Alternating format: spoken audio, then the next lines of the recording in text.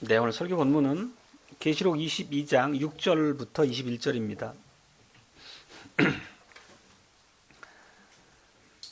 또 그가 내게 말하기를 이 말은 신실하고 참된지라 주 곧 선지자들의 영의 하나님이 그의 종들에게 결코 속히 될 일을 보이시려고 그의 천사들을 보내셨도다.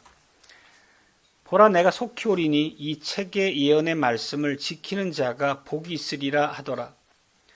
이것들을 보고 들은 자는 나 요한이니 내가 듣고 볼 때에 이 일을 내게 보이던 천사의 발 앞에 경배하려고 엎드렸더니 저가 내게 말하기를 나는 너와 내 형제 선지자들과 또 이 책의 말을 지키는 자들과 함께 된 종이니 그리하지 말고 오직 하나님께 경배하라 하더라. 또 내게 말하되 이 책의 예언의 말씀을 인봉하지 말라 때가 가까우니라. 불의를 하는 자는 그대로 불의를 하고 더러운 자는 그대로 더럽고 의로운 자는 그대로 의를 행하고 거룩한 자는 그대로 거룩되게 하라. 보라 내가 속히 오리니 내게 줄 상이 내게 있어 각 사람에게 그가 일한 대로 갚아주리라. 나는 알파와 오메가요 처음과 나중이요 시작과 끝이라. 그 두루마기를 빠는 자들은 복이 있으니 이는 저희가 생명나무에 나아가며 문들을 통하여 성에 들어갈 권세를 얻으려 함이로다. 개들과 술객들과 행음자들과 살인자들과 우상 숭배자들과 및 거짓말을 좋아하며 지어내는 자마다 성 밖에 있으리라. 나 예수는 교회들을 위하여 내 사자를 보내어 이것들을 너희에게 증거하게 하였노라. 나는 다윗의 뿌리요 자손이니 곧 광명한 새벽별이라 하시더라. 성령과 신부가 말씀하시기를 오라 하시는도다. 듣는 자도 오라 할 것이요 목마른 자도 올 것이요 또 원하는 자는 값없이 생명수를 받으라 하시더라. 내가 이 책의 예언의 말씀을 듣는 각인에게 증거하노니 만일 누구든지 이것들 외에 더하면 하나님이 이 책에 기록된 재앙들을 그에게 더하실 터이요 만일 누구든지 이 책의 예언의 말씀에서 제하여 버리면 하나님이 이 책에 기록된 생명나무와 및 거룩한 성의 참회함을 제하여 버리시리라. 이것들을 증거하신 이가 가라사대 내가 진실로 속히 오리라 하시거늘 아멘. 주 예수여 오시옵소서. 주 예수의 은혜가 모든 자들에게 있을지어다. 아멘.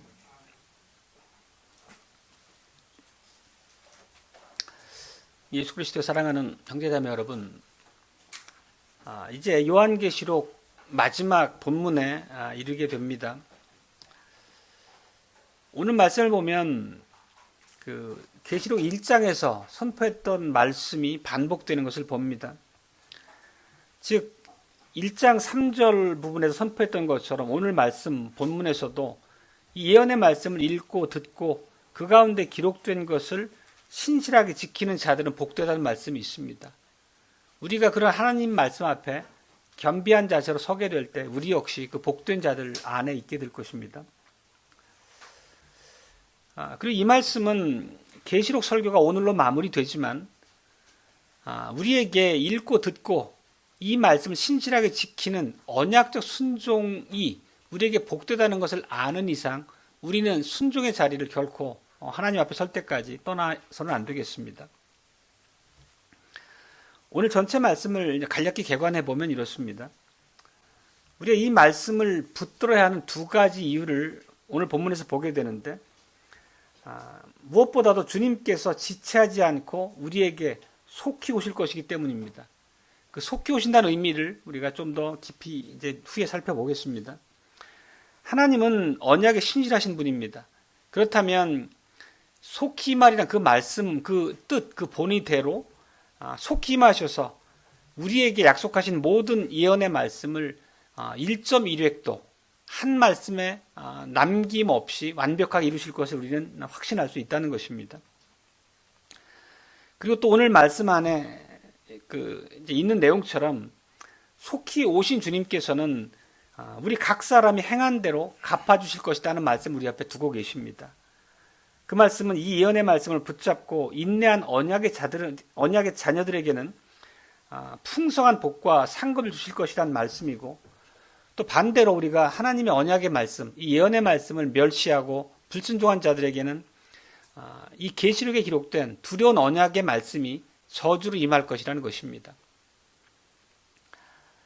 그렇다면 마땅히 오늘 계시록의 마지막 말씀처럼 이 예언의 말씀을 우리가 마음판에 깊이 새기고 있다면 주님께서 내가 진실로 속히 오리라 이렇게 말씀하실 때 우리는 기쁨과 믿음의 확신을 가지고 아멘, 주 예수의 오시옵소서라는 신앙적 화답으로 주님 앞에 서는 것이 마땅합니다. 우리가 지금 말씀드린 이런 주 예수님의 오심이라는 부분은 예수님께서 육체로 재림하실 그 마지막 날만을 가리키는 것이 아니라는 것을 우리가 반복해서 들어왔습니다. 오늘 말씀 안에서도 그러한 교훈을 우리가 잘 분별할 수 있어야 되겠습니다. 여하튼 계시를 통해 우리가 아는 것은 우리가 지금 종말의 때를 살아가고 있다는 것입니다. 그러면 종말의 때를 산다는 그 신앙 고백에 대한 이해를 확고하게 가지고 종말론적 신앙의 토대 위에 우리가 견고해야 한다는 그런 명령 앞에 있다는 것입니다. 그렇지만 오늘 우리가 듣게 될 말씀은 우리의 삶의 현장에 하나님께서는 항상 속히 임하시는 분이라는 것을 또 들어야 되겠습니다. 언약의 복과 저주를 우리에게 내리기 위해서 영적인 방식으로 또는 하나님의 섭리를 통해서 우리에게 날마다 찾아오시는 하나님이심을 또한 우리가 분별하고 그 앞에 바른 마음가짐으로 믿음으로 설 수 있어야겠습니다. 오늘 설교 제목은 이 책의 예언을 이루기 위하여 진실로 속히 오시는 주 예수님입니다. 첫 번째 대지는 이 속히 오신 때라는 의미에 대해서 살펴보겠습니다. 오늘 본문은 이제 6절로 21절인데 그 안에 보면 세 번이나 같은 약속의 말씀이 반복됩니다. 7절과 12절과 20절에서. 그 말씀이 뭐냐면 보라 내가 속히 오리라. 보라 내가 진실로 속히 오리라. 이런 말씀이 세 번이나 반복되고 있습니다. 이 반복이라는 건 결국은 우리 마음에 깊이 새겨주시기 위한 강조의 다름이 아닙니다. 주님께 속히 오신다는 의미를 우리가 깊이 깨닫고 마음에 새김으로 그거를 믿음의 고백으로 삼은 자들이 마땅히 행할 바를 우리에게 요구하시는 것에 다름 아니라는 의미죠. 우리가 흔히 주님께서 속히 오리라 이 말씀 듣게 되면 대개의 경우는 또 일반적으로 계시록을 우리가 깊은 이해 없이 읽게 되면 예수님의 영광스러운 육체 재림이라고 하는 그 종말의 때 마지막 날을 떠올리게 되는 것이 대부분의 경우입니다. 그렇지만 우리는 이 말에 담긴 의미를 굉장히 중의적으로 다층적으로 이해하는 그런 이해를 갖게 됐습니다. 늘 반복해서 드리는 말씀이지만 이 진실로 속히 오리라 이런 말씀 자체가 성경에서 말씀하고 있고 또 새 보편 신조가 말씀하고 있고 우리의 새 일지 신조 안에서 우리가 고백하고 있는 바대로 육체적으로 최후의 날에 오실 예수님의 재림에 대한 신앙과 다른 신앙을 고백하는 것이 아니라는 것입니다. 그런 신앙을 고백하되 그 안에 담긴 오늘날 우리를 향한 주님의 말씀도 명백하게 우리가 분별해서 진리의 말씀으로 마음에 새게 된다는 의미로서 말씀을 반복해서 드리는 것입니다.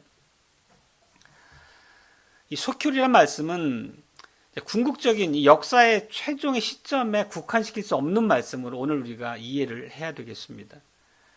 6절에 보면 천사가 이렇게 말합니다. 이 말은 신실하고 참되다. 그리고 이어서 주 곧 선지자들의 영의 하나님이 그의 종들에게 결코 속히 될 일을 보이시려고 그의 천사를 보내셨다. 이렇게 말씀하죠. 결코 속히 될 일은 이 결코란 말이 좀 뉘앙스가 좀 다르긴 한데 반드시 속히 올 일이라는 의미입니다. 그리고 여기 이 신실하고 참된 이 말이라는 이 말은 뭐냐면 요한계시록의 전체 계시의 내용을 통칭하고 있는 단어입니다. 주님께서는 이 예언의 모든 내용을 오늘 말씀처럼 결코 속히 될 일이라고 이렇게 말씀하십니다. 그 의미를 우리가 1장에서 어떻게 해석했었냐면 1장 설교에서 이 계시록을 서신으로 처음 받았던 당대의 수신자들에게는 이 예언의 말씀이 수천 년 뒤에 아득한 먼 미래에 올 그런 말씀이 결코 아니었다는 의미를 담아서 주셨다는 것을 말씀드린 바 있습니다. 즉 사도시대 교회가 얼마 있지 않아서 그들 중 많은 사람이 죽기 전에 실현될 하나님의 역사심에 대해서 말씀하시는 그런 의미로서 깨닫고 들었다는 것입니다. 오해가 없도록 다시 말씀드리지만 그렇더라도 최후의 날에 있게 될 마곡과 곡의 전쟁이라거나 아니면 예수님의 육체 재림을 통한 최후의 심판, 이런 것들은 아직 우리에게 남겨진 일이라고 하는 사실 자체를 전제하고 늘 드리는 말씀이라는 것을 기억하시면 좋겠습니다. 그리고 반복해서 드렸던 말씀처럼 이 예언의 말씀은 1차적으로 AD 70년 어간에 일어난 일을 가리켰음을 우리는 이제 기억합니다. 즉 언약을 배반한 이스라엘이 어떻게 하나님의 언약의 저주를 받아서 심판받고 멸망했는지를 우리에게 알려줍니다. 그리고 하나님께서 그 모든 역사에 걸쳐서 어떻게 새로운 언약의 공동체, 교회를 각 민족 모든 곳으로부터 그 택한 백성을 불러 모아 세워 오셨는지에 대한 또 기록도 계시록의 내용으로서 우리가 접하게 됐습니다. 그런 면에서 볼 때 이 심판이라는 맥락에서나 구원이라는 맥락에서나 이 서신서를 받았던 당대 수신자들에게 이 예언의 말씀은 참으로 속히 될 일이었다라고 하는 것을 그들이 확증하게 되었을 것입니다. 이 말씀은 내가 속히 오리라는 이 말씀이 그 요한이 받은 이 계시의 말씀이 1차적으로는 사도들이 살아있던 그 당대 교회를 향한 말씀이었다는 것을 우리가 기억해야 됩니다. 그리고 우리가 1장 설교에서 이런 말씀 자세히 설명드렸었는데 주님께서 구름을 타고 오신다는 말 자체, 그 자체가 역사의 최종적인 예수 그리스도의 육체의 재림을 의미하는 것이 아니고 우리가 심판의 맥락으로 전 교회 시대에 반복되는 의미로서 우리가 이해된다라고 하는 것도 말씀드린 바가 있습니다. 실제 성경에서 구름을 타고 하나님께서 오신다는 말씀은 심판의 목적으로 역사 속에서 수시로 방문하시는 하나님의 임하심을 의미하는 뜻입니다. 우리가 이 말씀에 대한 의미를 이제 선지자들의 경우에도 그런 의미를 담아 사용을 하고 있습니다. 이사야 선지자의 말씀 한 구절을 보면 19장 1절에 이렇게 말씀합니다. 구름을 타고 애굽에 임하시리라. 이 말씀은 어떤 의미로서 이사야 선지자가 예언한 바냐면 구름을 타고 오셔서 열방과 언약 백성을 심판하신다고 하는 말로서 이 말에 담겨 있다는 의미를 갖고 있는 거죠. 또 그리고 예수님께서도 동일한 언어를 사용하셨음을 봅니다. 우리가 마태복음 24장에 보면 마태복음 24장은 감람산 강화라고 예수님의 그 예언의 말씀을 담고 있는 이제 장인데요.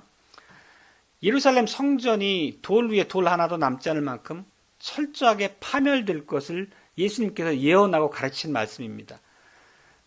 그 24장 30절 말씀을 보면 이렇습니다. 그때에 인자의 징조가 하늘에서 보이겠고 그때 땅의 모든 족속들이 통곡하며 그들이 인자가 구름을 타고 능력과 큰 영광으로 오는 것을 보리라. 여기 보면 똑같이 계시록의 표현처럼 구름을 타고 능력과 큰 영광으로 오는 것을 보리라는 말씀을 표현합니다. 결국은 구름을 타고 오신다는 의미 자체가 최종적인 재림의 때를 가리키는 것뿐만 아니라 실제 역사 속에서 수시로 심판의 주님으로 임하시는 그 자체를 지칭하는 것을 의미한다는 걸 우리가 이해할 수 있습니다. 실제 이 마태복음 24장에서 모든 족속을 얘기할 때 1장 설교에서 말씀드린 바 있는데 좀 기억은 희미하시겠지만 이 족속이라고 하는 그 헬라어가 필레인데 그 필레라는 단어는 지파를 가리키는 의미입니다. 즉 구약의 성경이 70인역으로 번역될 때 지파란 단어에 이제 매칭됐던 헬라어가 필레인데 즉 모든 족속이 통곡한다는 것은 보통 이 말씀을 우리가 이해할 때처럼 세상 모든 인류, 온 열방에 대한 심판의 말씀이 아니라 12지파, 즉 예수님을 십자가에 못 박았던 배도한 언약 백성들을 가리키는 말씀의 의미로 우리가 특정되게 이해할 수 있다는 것입니다. 즉 예수님의 이 말씀도 AD 70년에 있었던 예루살렘의 멸망의 때에 예수님께서 심판의 주로 임하신 그 사건을 예언하신 말씀이라는 것입니다. 우리가 그 계시록을 해석하는 관점을 얘기할 때 늘 무천년주의라고 하는 전제를 두고 우리가 해석을 하지만 개혁주의에서는 동시에 이제 부분적 과거론의 의미, 다시 말하면 중의적 의미로 해석한다는 말씀도 드린 바가 있습니다, 여러분. 즉 계시록의 의미 자체는 AD 70년에 이미 역사적으로 확정됐던 심판의 사건을 가리키는 면도 있고, 또 모든 교회 시대의 온 성도를 향해 주시는 교훈을 동시에 함유하고 있다는 말씀도 드린 바가 있습니다. 그리고 또 궁극적으로는 예수님의 육체의 재림과 더불어 성취될 예언의 말씀도 일부 남겨져 있습니다. 그러니까 계시록을 우리가 이해하는 틀이 그렇게 다층적이라는 것을 우리가 기억하고 모든 말씀 드려야 되겠습니다.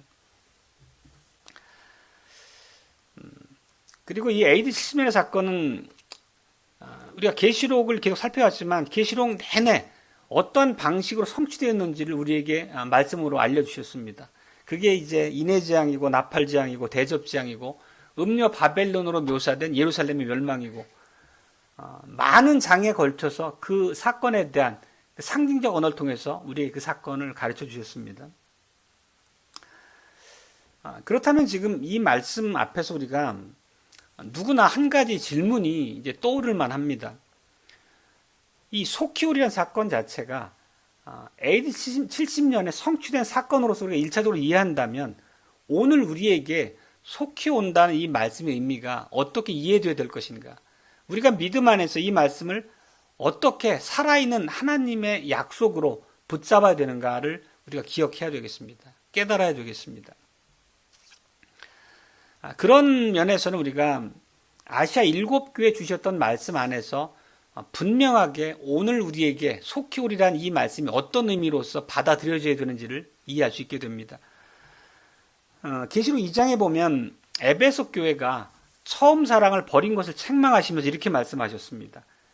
회개하지 아니하면 내가 내게 임하여 내 촛대를 그 자리에서 옮기리라, 이렇게 말씀하셨죠.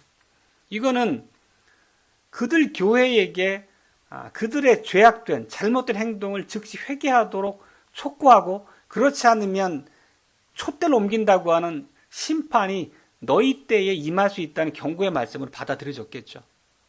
오늘날 우리에게 말하는 성격과 다르지 않다는 것입니다. 또 버가모 교회를 향해서 이렇게 말씀하셨습니다. 버가모 교회 안에는 발람을 따르는 자들이 있었다는 것을 기억합니다. 즉 세속주의에 물든 자들 얘기하는 거죠. 회개하라, 그리하지 아니하면 내가 내게 속히 임하여 내 입의 검으로 그들과 싸우리라.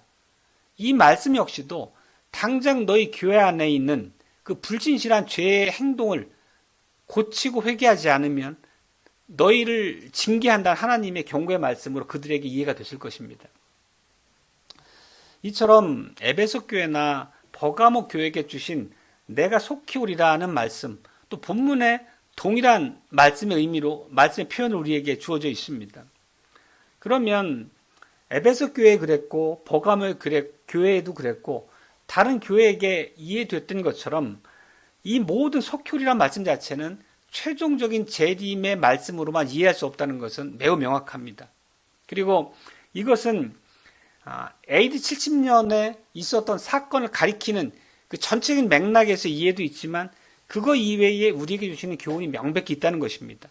만약에 교회가 타락하고 언약적 신실함을 잃어버린다면 언제든지 오늘 당장이라도 우리에게 속히 임하셔서 징계하실 수 있다는 엄중한 경고를 담아서 하신 말씀이라는 것을 이해해야 됩니다.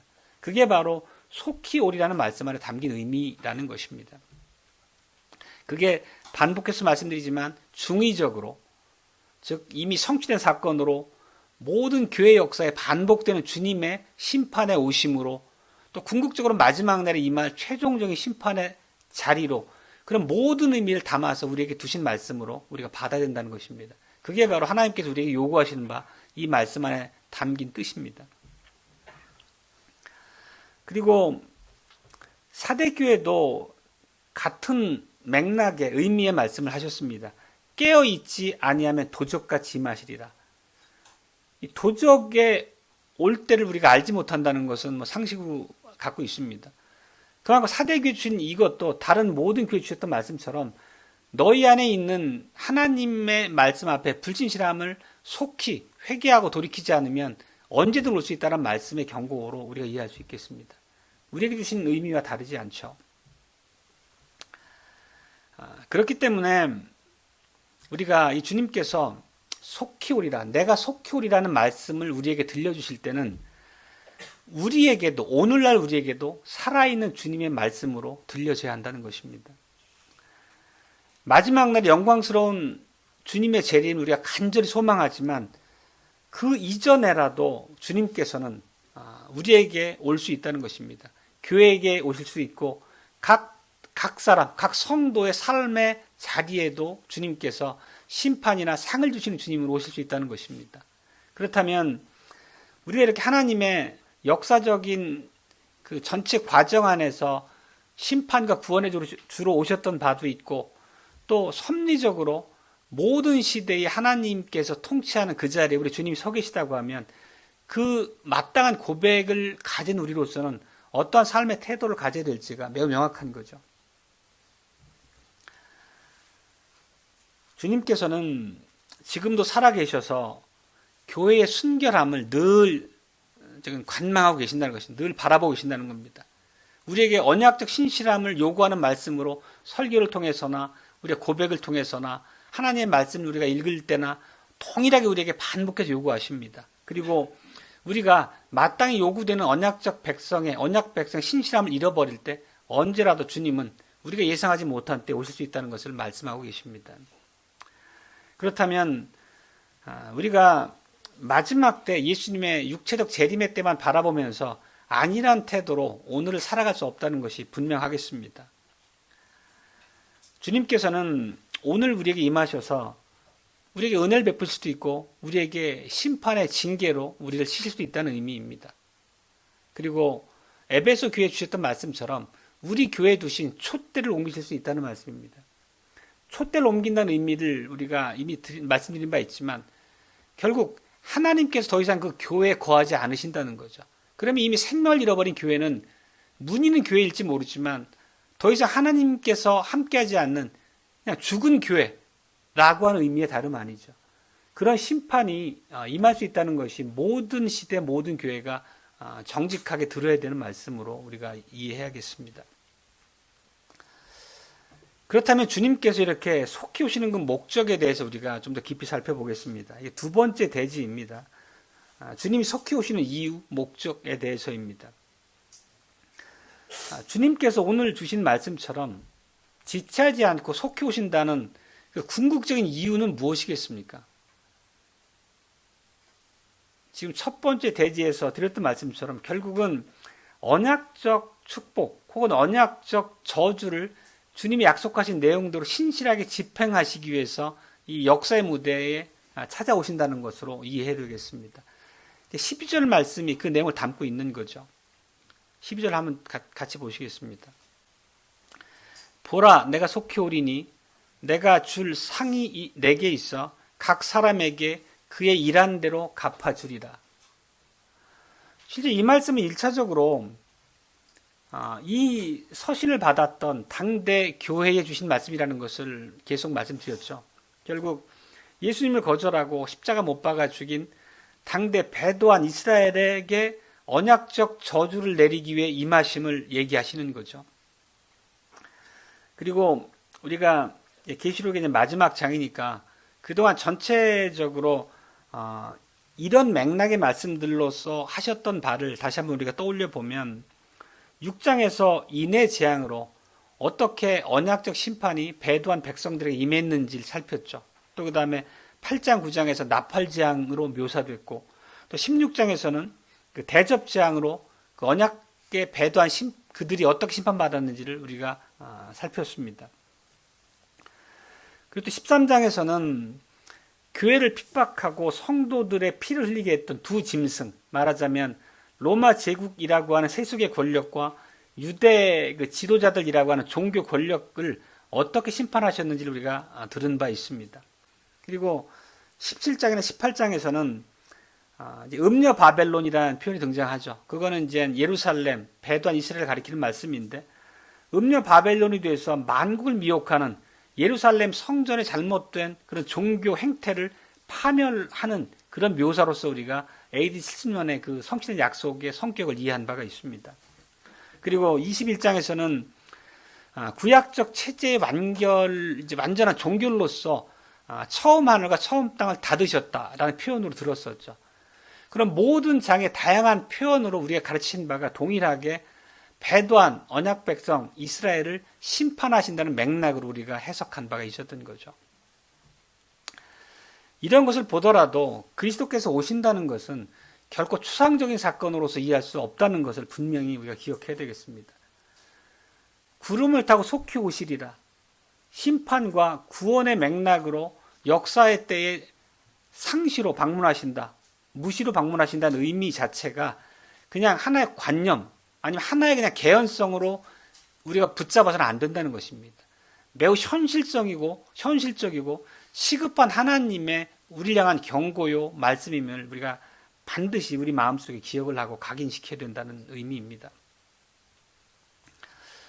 그리고 또 역사의 무대 전체를 보더라도 주님의 오심은 심판의 맥락으로서만 오시는 것이 아니죠. 구원의 맥락으로 그 일을 행하고 계십니다.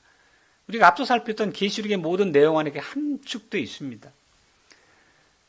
그 목숨을 버려야 되는 그런 핍박 안에서도 신앙의 정절을 지킨 자들을 향해서 그들을 어떻게 신원하셨는지를 우리에게 들려주셨습니다. 순교자들의 믿음이 올바랐다는 것을 예수님께서 오셔서 그들의 억울함을 풀어주심으로 우리 앞에 확증해 주셨습니다. 또 사도들이 전한 복음이 참되다는 것을 우리에게 반복해서 들려주셨습니다. 그리고 무엇보다도 새 언약의 교회를 세우시기 위해서 복음의 말씀이 온 천하 만방에 전파되게 하시고 그 말씀을 듣고 회개하는 모든 하나님의 택한 백성들이 교회로 이제 몰려와 하나님의 나라를 이루는 그런 이제 놀라운 역사가 있었던 거죠. 이렇게 주님의 오심의 역사는 심판과 구원의 맥락이 동시에 있는 것을 우리가 이해할 수 있습니다. 다시 말해서 우리가 이제 21장, 22장에서 하셨던 그 말씀의 맥락, 그 어휘로 얘기하면 새하늘과 새 땅을 창조하신 것이고 거룩한 성 새 예루살렘, 교회죠. 교회를 건설하시기 위해서 오신다는 것입니다. 그러니까 우리가 예수님의 오심이라고 하는 것을 그 단절된 맥락으로 이해하지 않아야 된다는 것을 말씀을 다시 드립니다. 그리고 오늘 이제 본문을 보면 주님께서 이 오심과 관련해서 특별하게 한 가지 말씀을 더 이제 강조하는 부분이 있습니다. 7절 말씀인데요. 이렇습니다. 보라 내가 속히 오리니 이 책의 예언의 말씀을 지키는 자가 복이 있으리라. 이 말씀은 그냥 문맥 그대로죠. 주님께서 속히 오시는 그 이유가 예언의 말씀 지키는 자에게 복을 주시기 위함이라는 것입니다. 오심의 목적이 복과 매우 긴밀하게 연결됐다는 것을 말씀하시는 거죠.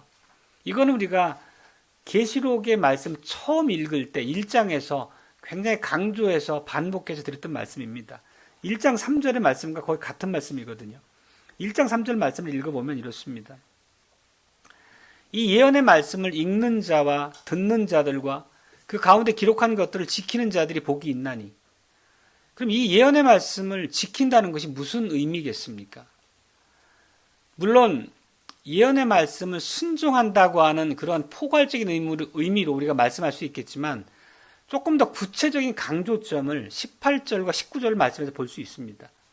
예언의 말씀을 지킨다는 의미를 조금 더 구체적으로 실제 우리에게 이 말씀이 요구하는 우리의 태도가 어떠해야 되는지를 한번 살펴보겠습니다.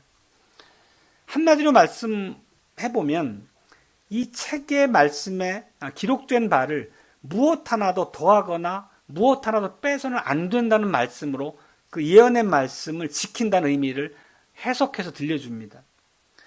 이 말씀에 무엇을 더한다는 것은 결국 하나님 말씀에 인간의 생각과 지혜를 더한다는 거죠. 다시 말하면 세상적인 가치를 혼합해서 하나님의 말씀을 교묘하게 변질시켜서 말씀도 일부 있지만 사람의 생각도 덧붙여가지고 하나님의 말씀을 변질된 복음으로 만든다는 거죠. 그러는 자들에게 임할 엄중한 하나님의 심판을 경고하고 있는 것입니다. 또 말씀에서 무엇을 뺀다는 의미는 당연히 하나님의 말씀을 취사 선택한다는 의미겠죠. 일부 말씀은 난 이건 순종하고 싶지 않아. 이것은 나와 무관해 하고 하나님의 말씀을 듣기 좋은 대로 어떤 부분은 제하고 어떤 부분은 붙잡고 그런 방식으로 하나님의 말씀을 대하는 자들 향한 경고이기도 합니다. 그러니까 이런 말씀 앞에 우리가 겸손해야 될 것은 하나님의 말씀 지킨다는 것은 이 계시를 통해 주신 모든 하나님의 말씀, 더 확장해서 말하자면 성경 안에 두신 우리를 향한 생명의 말씀 모두가 하나님의 말씀으로 우리가 인정하고 어느 하나 취사 선택하지 않고 온전히 하나님의 말씀으로 인정하고 믿고 고백하고 그 말씀의 명한대로 순종해야 된다는 것을 우리에게 말씀하고 있는 거죠. 그러면 우리가 18절, 19절 조금 더 자세히 살펴보면 이 예언의 말씀을 지키는 자들에게 주시는 복의 성격이 어떤 건지를 한번 보겠습니다. 18절을 다시 한번 보겠습니다. 내가 이 책의 예언의 말씀을 듣는 각인에게 증거하노니 만일 누구든지 이것들 외에 더하면 하나님이 이 책에 기록된 재앙들을 그에게 더하실 터이요. 그러니까 말씀을 하나님 말씀 외에 사람의 생각을 덧붙이면 이 책에 기록된 무시무시한 재앙들이 그에게 임할 것이라는 의미잖아요.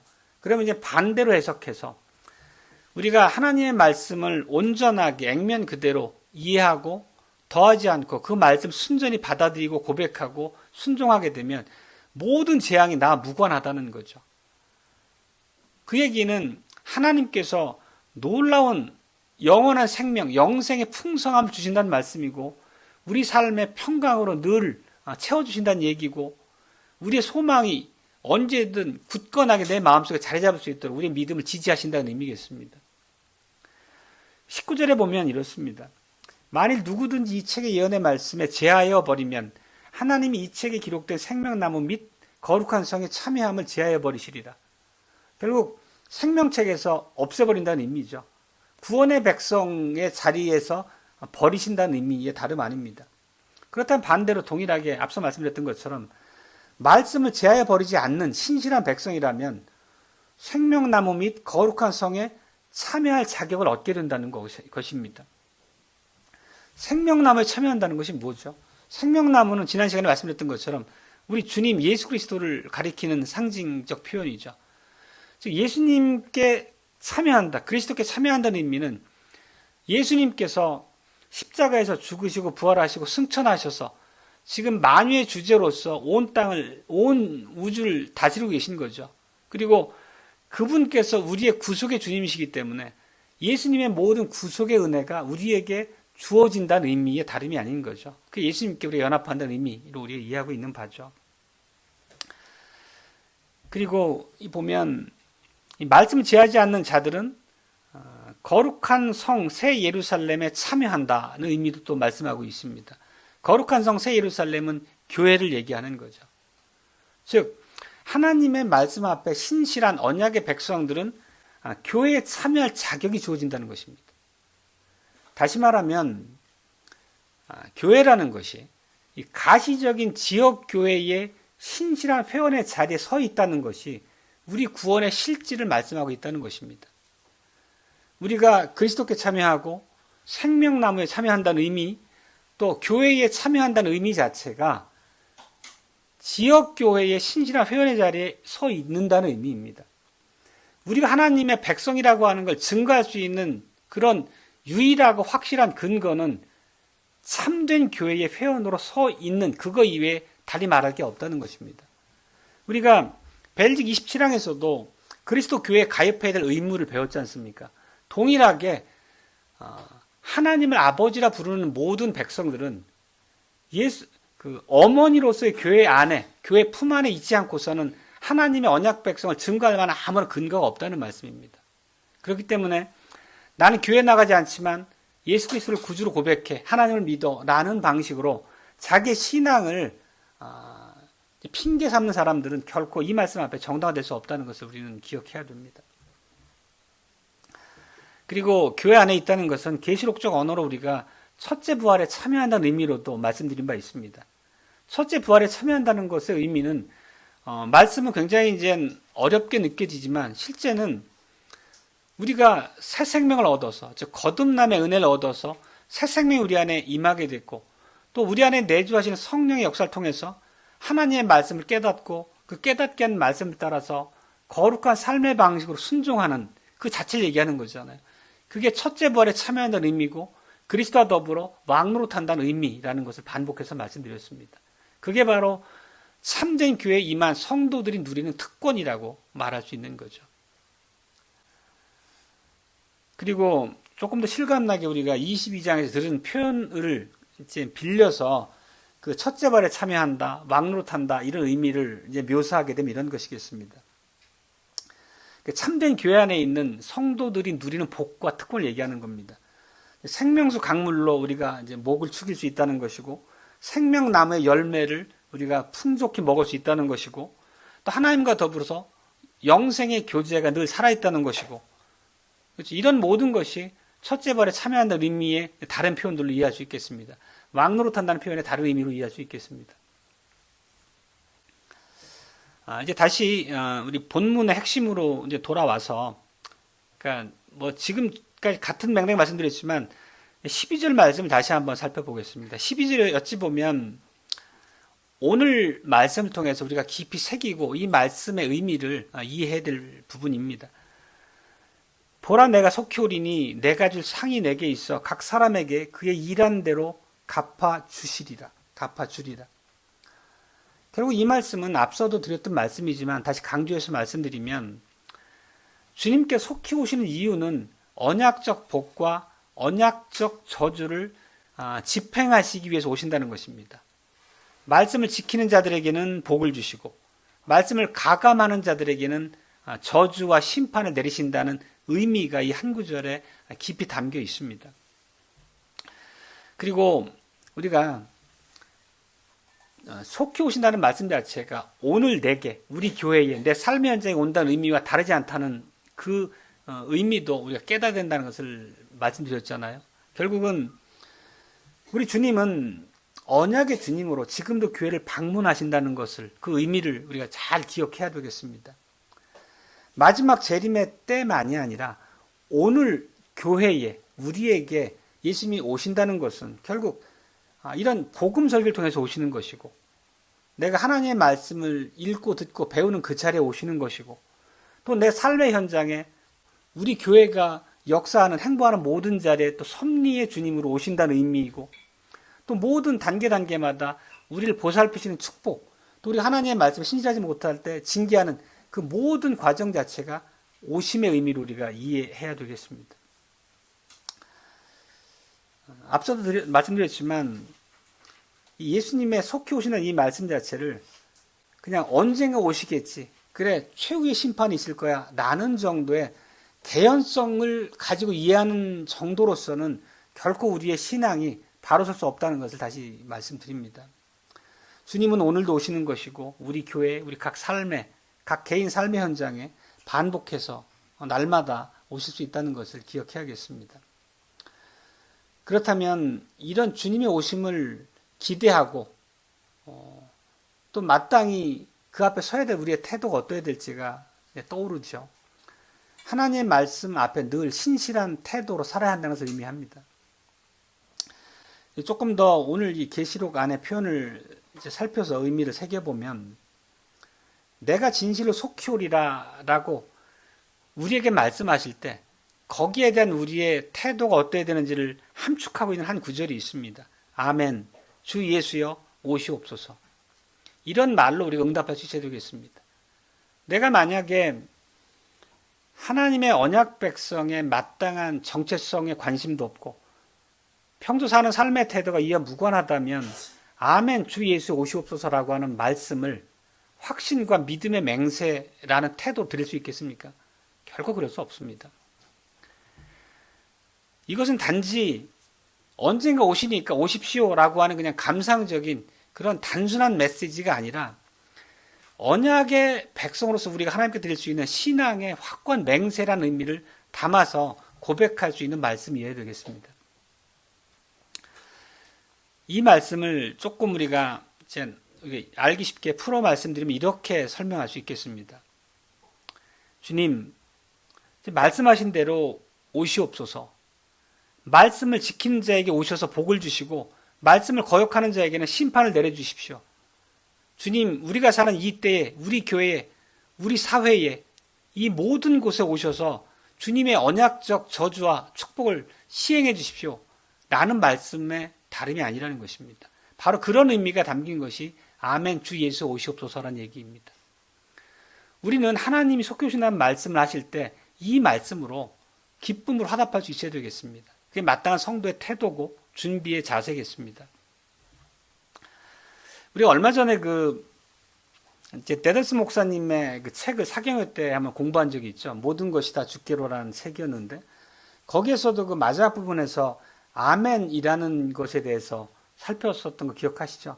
그리고 우리가 알게 모르게 아멘이라고 하는 것을 이렇게 큰 목소리로 하는 것에 조심스러워 했었는데 그 아멘의 의미를 확고하게 이해하고 적극적으로 활용하는 것에 대해서 이제 우리도 같이 해보십시다라는 말씀을 드린 바가 있었습니다.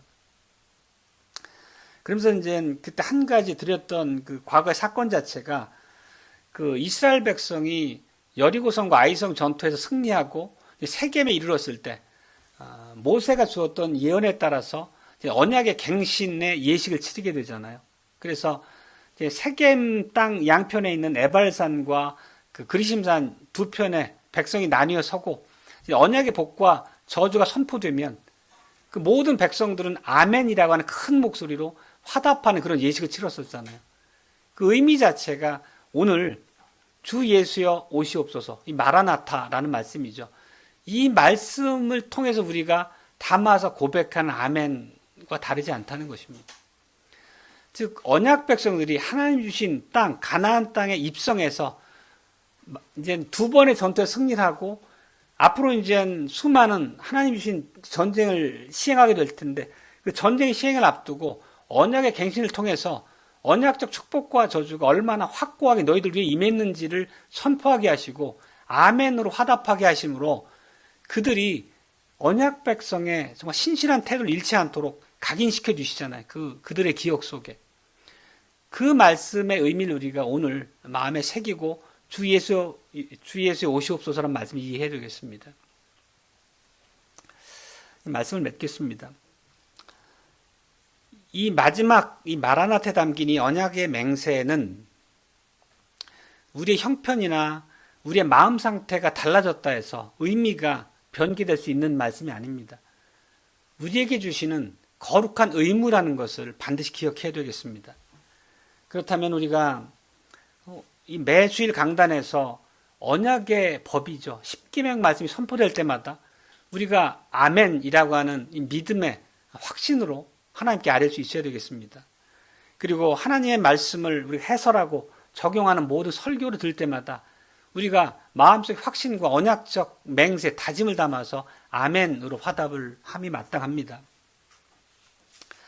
그리고 아멘 주 예수여 오시옵소서라고 하는 이 고백이 그 본의에 맞게 우리 입술에서 고백된다면은 우리는 매순간 우리 삶의 현장에서 깨어있는 태도를 유지할 수 있게 될 것입니다.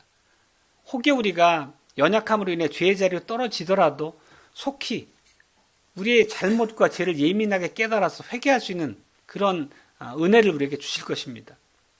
우리가 어떤 성도로서의 사는 과정 자체에 박해가 있거나 어려움이 있을지라도 이기는 자로서 끝까지 설 수 있는 힘을 우리에게 부여하실 것입니다.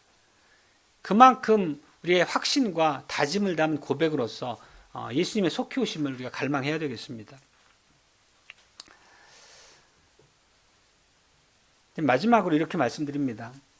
주님께서는 오늘도 언약의 축복과 저주를 시행하시기 위해서 오늘도 속히 우리 교회와 우리의 영혼을 방문하실 수 있다는 것입니다. 그렇다면 우리로서는 이 주신 모든 예언의 말씀을 가감하지 않고 순전하게 지키는 것, 보존하는 것은 당연하고 또 그 말씀을 신실한 언약 백성답게 우리 삶의 현장에서 지킴으로써 주님이 오시는 그날이 우리에게 저주의 날이 아니라 놀라운 축복과 기쁨의 날이 되어야 되겠습니다. 우리 모든 성도들에게 이러한 기대를 갖고 이 말씀 고백할 수 있게 되기를 바랍니다. 아멘.